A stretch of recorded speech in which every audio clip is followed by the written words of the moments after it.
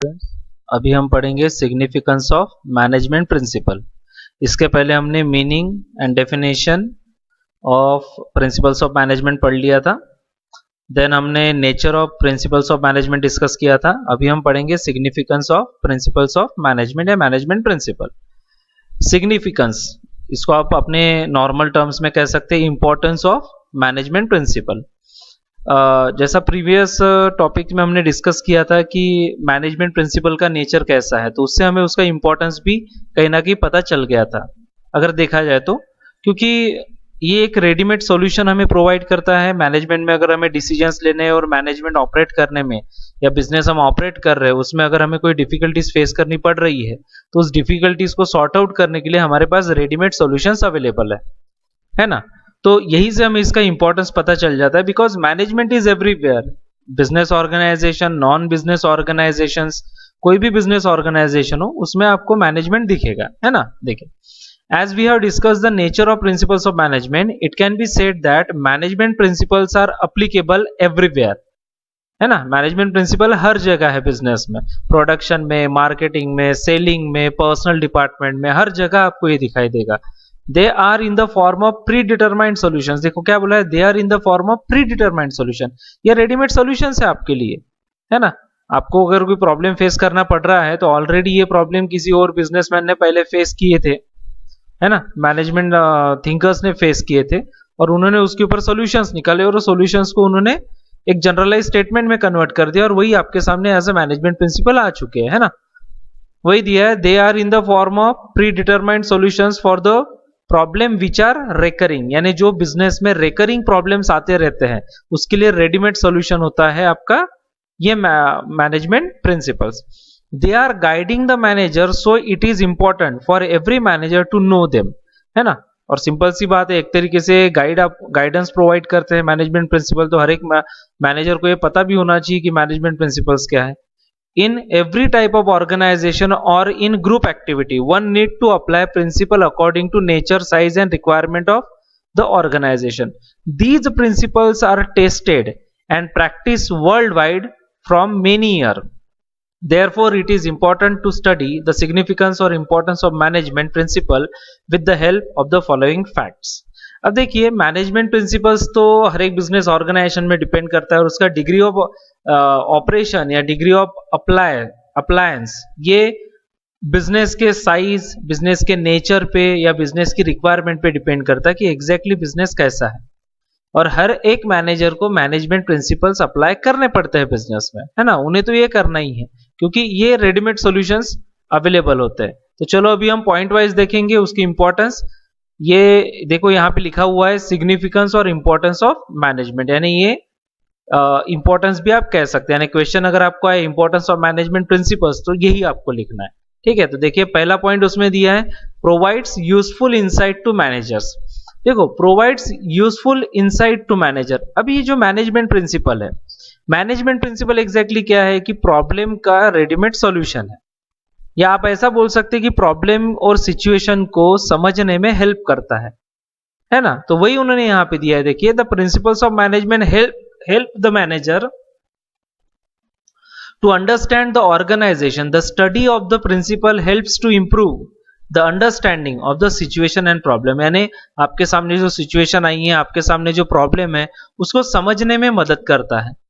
It further helps the manager to find out the solution to the problem and handle situation. और simple सी बात है, आपके सामने प्रॉब्लम है ना, सिचुएशन है, तो उनको टैकल करने में आपको एक रेडीमेड सॉल्यूशन प्रोवाइड करता है मैनेजमेंट प्रिंसिपल। हमने प्रीवियस क्लास में डिस्कस भी किया है कि अगर सेल नहीं हो रहा है तो एडवर्टाइजमेंट करना चाहिए, तो ये एक प्रिंसिपल डेवलप हो गया ऐसा, है ना।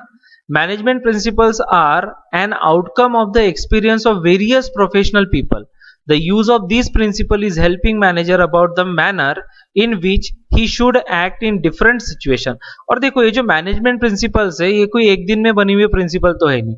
पहले जो मैनेजर्स थे, पुराने मैनेजर्स, डिफरेंट मैनेजमेंट थिंकर्स थे, उन्होंने अपना मैनेजमेंट ऑपरेट किया बिजनेस का और उनको बहुत सारे प्रॉब्लम फेस करने पड़े और उन प्रॉब्लम्स में से सॉल्यूशंस कैसे उन्होंने निकाले बस।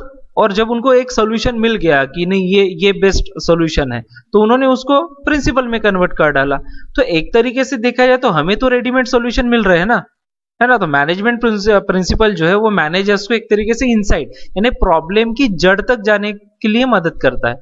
This type of timely guidance reduces the wastage of resources and the goals can be achieved in appropriate manner. और ऑब्वियस है कि ये आपको रेडीमेड सॉल्यूशंस प्रोवाइड कर रहे हैं, इससे आपका टाइम भी बच रहा है, पैसा भी बच रहा है ना, सब कुछ बच रहा है यहाँ पे। तो ये एक अच्छी बात है बिजनेस के लिए। Then helpful in efficient utilisation of resources. अब देखिए क्या होता है कि आपके पास जो रिसोर्सेस अवेलेबल है ना, तो एक होते हैं फिजिकल रिसोर्सेस और दूसरे होते हैं ह्यूमन रिसोर्सेस। फिजिकल रिसोर्सेस मतलब मटेरियल है, मशीन है, मनी है, इक्विपमेंट जो आप यूज कर रहे हैं, और दूसरा है ह्यूमन रिसोर्सेस यानी आपके पास जो मैन पावर है। तो अगर आप प्रॉपर मैनेजमेंट अप्लाई नहीं करेंगे तो ये सभी रिसोर्सेस वेस्ट हो जाएंगे। वेस्ट होंगे यानी कैसा, अगर जैसा प्रोडक्शन प्रोसेस सही नहीं रहा तो मटेरियल वेस्ट होगा। मशीन आपने खरीद के रखी है, पैसा तो आपने इन्वेस्ट कर दिया, लेकिन अगर आप उसको यूज नहीं करेंगे प्रॉपरली तो मशीन भी वेस्ट ही हो रहा है, उसमें जो इन्वेस्टमेंट आपने किया है ना। देखिए, in every organisation two types of resources are used, that is physical resources, material, machine, money etcetera, and human resources, that is manpower. The basic function of management is to make proper balance between these resources by putting them to optimum use and control on wastage of resources. और एक management principal apply करना या proper management apply करना, उसके पीछे हमारा जो basic reason है वो क्या है कि ये सभी रिसोर्सेस को बैलेंस लेवल पे यूज करना, यानी वेस्टेजेस ना हो, प्रॉपर बैलेंस मेंटेन करना, जितना जरूरी हो उतना ही यूज करना। While maintaining discipline and a healthy working environment, management always uses technique and principle। और obvious है कि सिर्फ मैनेजमेंट की बात नहीं कर रहे हैं हम कोई भी काम करते हैं तो उसको अगर प्रॉपर वे में करना है तो उसकी एक टेक्निक होती है ना। छोटे से छोटे काम का एक टेक्निक होता है। आप अपने रूटीन इसका देख लो, अपने रूटीन लाइफ में, तो ये कैसा है कि मैनेजमेंट प्रिंसिपल जो है वो आपको टेक्निक प्रोवाइड करता है, गाइडेंस प्रोवाइड करता है कि आप अपने मैनेजमेंट को प्रॉपर वे में कैसे हैंडल कर सकते हैं। It helps in establishing coordinal relationship between management and employ which increases the efficiency level of employ and also affect the effective administration. For example, use of standard tools and machinery helps in increasing quality और productivity as well as in increasing level of efficiency of human resources. देखो, इन्होंने example दिया है use of standard tools and machinery, मतलब ये एक management principle है कि अगर आप एक प्रॉपर स्टैंडर्ड टूल्स और मशीनरीज यूज करते हैं बिजनेस में तो उससे फर्क क्या पड़ेगा कि प्रोडक्शन अच्छा आएगा, है ना, और ह्यूमन रिसोर्स जो है उसकी इफिशियंसी इंक्रीज होगी। अगर आप उसको खराब टूल देंगे तो जो काम करने में उसको 2 घंटा लग रहा था उस खराब टूल के साथ, वही काम वो अच्छे टूल के साथ समझ लो 1.5 घंटे में करेगा, उसका वहां पे आधा घंटा बच जाएगा। तो हाफ एन आवर अगर सेव होता है तो वो आगे का प्रोडक्शन करने में हेल्पफुल हो जाता है उसके लिए। तो ये एक अच्छी बात है ना कि मैनेजमेंट प्रिंसिपल अगर अप्लाई करेंगे तो सभी रिसोर्सेज का प्रॉपर यूटिलाइजेशन हो सकता है। देन साइंटिफिक डिसीजन, आप trial and error method follow नहीं करते यहाँ पे क्योंकि आपके पास रेडीमेड सॉल्यूशंस अवेलेबल है ना। अभी एक सिंपल एग्जांपल कि कोरोना एक बीमारी है, उसका मेडिसिन फिलहाल नहीं निकला हुआ है ना, उसका जो क्योर है वो नहीं निकला। तो डिफरेंट डॉक्टर्स डिफरेंट टाइप की मेडिसिन को यूज करके उसको सॉल्व कर रहे हैं। मतलब पेशेंट तो ठीक हो ही रहे ना, प्रॉपर दवाई नहीं बनी है, प्रॉपर मेडिसिन नहीं बनी, फिर भी पेशेंट ठीक हो ही रहे। लेकिन अगर एक प्रॉपर मेडिसिन बन जाती है तो जो डर अभी है लोगों में वो खत्म हो जाएगा। यानी कोरोना होता भी है तो चलो भैया ये इंजेक्शन ले लो या ये मेडिसिन ले लो तो आप ठीक हो जाएंगे, है ना। तो वही कंसेप्ट यहाँ पे है कि अभी नहीं बना हुआ है वो मेडिसिन, लेकिन अभी आने वाले 5-6 महीने में वो मेडिसिन बनेगा। तो अभी हम 2020 में है, जब 2022 में चले जाएंगे, 2023 में चले जाएंगे तो कोरोना का उतना डर नहीं रहेगा जितना अभी है, क्योंकि उस समय पे उनके पास मेडिसिन अवेलेबल रहेगी। बस वही कंसेप्ट है कि आज से बहुत साल पहले मैनेजर्स ने मैनेजमेंट प्रिंसिपल मतलब मैनेजमेंट अप्लाई किया, उन्होंने प्रॉब्लम फेस की, उन्होंने उसके सॉल्यूशंस बना लिए और वो सॉल्यूशन रेडीमेड सॉल्यूशन आज हम यूज कर रहे हैं। तो हमारे पास एक डिसीजन लेने के लिए एक साइंटिफिक बेस है, यानी जो प्रिंसिपल्स बने वो डिटेल स्टडी के बाद बने हुए। तो हमें trial and error method use करने की जरूरत नहीं है, जिसकी वजह से हमारा टाइम वेस्ट नहीं हो रहा है ना। In business organization, a scientific decision means systematic or balanced decision. Principal train the manager to handle critical situations tactfully. Otherwise, the manager have to work always with trial and error method. With the use of various management principle, one can get an idea about how to analyze the situation, to search alternative options and their result. जैसा हमने अभी यहाँ पे कहा कि management principles हमें idea provide करते हैं, गाइडेंस प्रोवाइड करते हैं प्रॉब्लम को टैकल करने में, जिससे हम सिचुएशंस को एनालाइज कर सकते हैं और उसके लिए different different alternative solutions develop कर सकते हैं. देन अंडरस्टैंडिंग सोशल रिस्पॉन्सिबिलिटी, हम ये डिटेल में पढ़ने वाले हैं. ओसी में हमारा एक लेसन भी है कॉर्पोरेट सोशल रिस्पॉन्सिबिलिटी, उसमें हम डिटेल में देखेंगे. लेकिन आपको भी पता है कि हर एक बिजनेस ऑर्गेनाइजेशन को सोशल रिस्पॉन्सिबिलिटीज फुलफिल करनी पड़ती है. रिस्पॉन्सिबिलिटी यानी अपने एम्प्लॉय के लिए, गवर्नमेंट के लिए, हर एक के लिए हमारी रिस्पॉन्सिबिलिटीज है. लेकिन जब हमें मैनेजमेंट प्रिंसिपल्स अप्लाई करते हैं तो अल्टीमेटली हम सभी के लिए अपनी अपनी रिस्पॉन्सिबिलिटीज फुलफिल कर रहे हैं. कस्टमर के लिए हम एक अच्छा प्रोडक्ट बना रहे हैं, है ना, और प्रॉफिट अच्छा होगा तो गवर्नमेंट को हम रेगुलर टैक्सेस भी देंगे. उसके साथ साथ हम अपने एम्प्लॉय को अच्छे से मैनेज करेंगे तो अच्छा काम करेंगे तो अल्टीमेटली हम उनको अच्छी सैलरी दे रहे हैं, वर्किंग एनवायरनमेंट प्रोवाइड कर रहे हैं, यानी हम हर तरीके से अपनी रिस्पॉन्सिबिलिटीज कंप्लीट कर रहे हैं ना. देखो, management principles are based on every aspect of organisation. They are not developed only from view point of handling the resources effectively, but they guide management in understanding social responsibility of organizations so that they can focus on providing quality product at reasonable prices, avoiding artificial monopolistic situations in market, fair competition, fair remuneration, change in environment, healthy working place, standard tools and machinery etcetera. यानी ये सब social responsibility है. यानी आप अपने employees के लिए, अपने वर्कर्स के लिए, अपने कस्टमर्स के लिए, सप्लायर के लिए आपकी कुछ रिस्पॉन्सिबिलिटीज बनती है. जैसे सप्लायर को रेगुलर पेमेंट करना, उसके बाद वर्कर को फेयर रेम्यूनरेशन, एम्प्लॉय को फेयर रेम्यूनरेशन, अच्छी वर्किंग कंडीशन. तो ये सब कहीं ना कहीं मैनेजमेंट प्रिंसिपल में ऑलरेडी बोला गया है कि आप इन सभी के लिए अगर अच्छा काम करेंगे तो इससे आपके बिजनेस को ही फायदा मिलेगा. Then encourages research and development, R&D. देखो, R&D होना बहुत जरूरी है. रिसर्च और डेवलपमेंट ये आज के बिजनेस वर्ल्ड का एक इंटीग्रल पार्ट बन चुका है. और जो पर्सन रिसर्च डेवलपमेंट नहीं करता अपने बिजनेस में, उसका बिजनेस आउटडेट हो जाता है और आउटडेटेड बिजनेस मार्केट में टिक नहीं पाते. सो आप ऐसा बोल सकते हैं कि प्रिंसिपल्स जो है वो रिसर्च और डेवलपमेंट के लिए आपको एनकरेज करता है. कैसे एनकरेज करता है?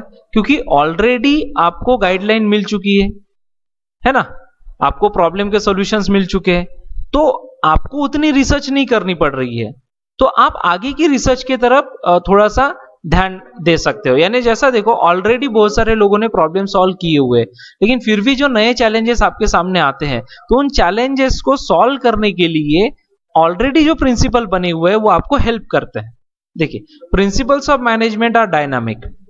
There nature goes on changing along with the changes in the business world. अब सिंपल सी बात है, हमने ये पहले भी देखा था कि मैनेजमेंट प्रिंसिपल्स जो है they are dynamic, they are not static.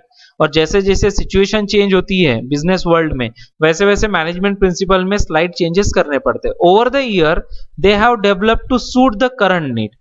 It enable the manager to bring consistent improvement in them. Management adopt new trend at working place automatically. और obvious है कि धीरे धीरे जैसे जैसे चेंजेस आते गए हैं बिजनेसेस में, वैसे वैसे मैनेजमेंट प्रिंसिपल्स में भी चेंजेस आते गए हैं. और हर कोई अभी जो नए प्रिंसिपल बने हुए उसके अकॉर्डिंग मैनेजमेंट अप्लाई भी करता है. और जो आज का जो नया बिजनेस वर्ल्ड है, उस नए बिजनेस वर्ल्ड को सूट करने वाले ही प्रिंसिपल डेवलप हो चुके हैं, है ना. आज का जो नया बिजनेस वर्ल्ड है जिसमें एडवांस टेक्निक यूज की जाती है, टेक्नोलॉजी यूज की जाती है, तो उसमें हमें प्रिंसिपल्स की बहुत मदद मिलती है ना. This guideline help management to make comparison of used principle with its expected outcome. If needed, management can modify the principle according to situation, as the management is having liberty to take the decision at their own. और simple सी बात है कि management principal जो है वो अपने हिसाब से मॉडिफाई भी कर सकता है प्रिंसिपल्स को. अकॉर्डिंग टू सिचुएशन नीड, जैसा अभी जो मॉडर्न बिजनेस में जैसी जरूरत है उस हिसाब से वो अपने प्रिंसिपल्स को एडजस्ट भी कर लेते हैं. Then this training helps in developing scientific approach toward research and development and growth and development. और सिंपल सी बात है, रिसर्च एंड डेवलपमेंट क्या है? नया कुछ तो भी लाना. तो आप ऑलरेडी जो प्रिंसिपल बने हुए हैं उसमें चेंजेस करके आप एक नए प्रिंसिपल को डेवलप कर रहे हो, क्योंकि वो प्रिंसिपल थोड़े से आउटडेटेड हो चुके हैं, क्योंकि वो आज से 100 साल पहले जो मैनेजमेंट थिंकर थे उन्होंने बनाए थे, है ना. 100 साल पहले आप बोल सकते हैं या 70-80 साल पहले. लेकिन आज का मॉडर्न बिजनेस वर्ल्ड अलग है, कंपटीशन अलग है. तो आप उसमें रिसर्च और डेवलपमेंट करके नए नए चीजें प्रिंसिपल्स को बना सकते हो. Then helps to coordinate and control. देखो अल्टीमेटली मैनेजमेंट जो है वो क्या है? कोऑर्डिनेशन, कंट्रोल, अपने बिजनेस को मैनेज करना, है ना. तो management principles are the guideline for better coordination and control. देखो क्या बोला है इन्होंने कि मैनेजमेंट प्रिंसिपल जो है वो आपको गाइडलाइन प्रोवाइड करते हैं बेटर कोऑर्डिनेशन एंड कंट्रोल, यानी प्रॉपर कोऑर्डिनेशन और प्रॉपर कंट्रोल करने के लिए. It is very challenging to create coordination and cooperation among different employee working in different department. ये सबसे बड़ा प्रॉब्लम होता है कि डिफरेंट डिफरेंट डिपार्टमेंट में जो डिफरेंट डिफरेंट एम्प्लॉय वर्किंग कर रहे हैं उनके बीच में कोऑर्डिनेशन मेंटेन करना बहुत डिफिकल्ट हो जाता है. क्योंकि आप जैसा देखो ना, अभी जैसा कोरोना का सिचुएशन है, एक स्टेट से दूसरे स्टेट में लोग माइग्रेट हो रहे हैं, है ना. तो किसी के पास भी प्रॉपर इंफॉर्मेशन नहीं है. तो इसके वजह से क्यों नहीं है? क्योंकि कोऑर्डिनेशन प्रॉपर नहीं है.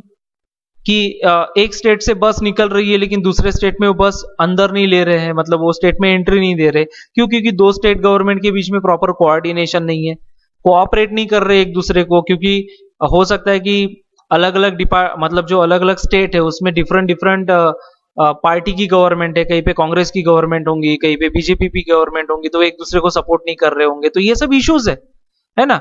तो उसी तरह सेल्स डिपार्टमेंट है, प्रोडक्शन डिपार्टमेंट है, मार्केटिंग, इनके बीच में अगर प्रॉपर कोऑर्डिनेशन नहीं रहा तो काम सही ढंग से नहीं हो पाएगा. यानी सिंपल सी बात है, देखो जो मार्केटिंग डिपार्टमेंट है, मार्केटिंग डिपार्टमेंट है, उन्होंने अच्छी मार्केटिंग करके रखी हुई है. उनको पता है कि अभी हमारा डेली जो सेल है वो 200 यूनिट का होने वाला है. लेकिन प्रोडक्शन डिपार्टमेंट को ये बात पता नहीं, तो उनका प्रोडक्शन उतना हुआ ही नहीं है. यानी मार्केट में डिमांड 200 यूनिट का है लेकिन प्रोडक्शन 150 यूनिट का हो रहा है, तो 50 यूनिट का तो सेल नहीं हो पाएगा ना. तो ये जो प्रॉब्लम हुआ ये क्यों हुआ? क्योंकि प्रॉपर कोऑर्डिनेशन नहीं था उनके बीच में, उन्होंने एक दूसरे के साथ कोऑर्डिनेट नहीं किया. तो ये प्रिंसिपल हमें कोऑर्डिनेशन करने में हेल्प करते हैं. It is also difficult task for manager to keep control on the performances of employee. Management principle offer suitable system while establishing coordination and control. और जितने भी मैनेजमेंट प्रिंसिपल है ये कहीं ना कहीं आपको प्रॉपर कोऑर्डिनेशन और प्रॉपर कंट्रोल बिजनेस में लाने में हेल्प करते हैं. इसके बाद हमारा वही टॉपिक है, आगे आप देखेंगे थेरीज ऑफ मैनेजमेंट. ये थेरीज ऑफ मैनेजमेंट में हम पढ़ेंगे कि डिफरेंट डिफरेंट प्रिंसिपल लोगों ने डेवलप किए हुए, तो उसमें आपको समझ में आएगा एग्जैक्टली मैं क्या बताने की कोशिश कर रहा हूं. Then develop objective approach. देखो ऑब्जेक्टिव अप्रोच यानी जिसको हम कहते हैं गोल. अब देखो जो भी काम हम करते हैं उसके पीछे कहीं ना कहीं हमारा एक ऑब्जेक्ट है.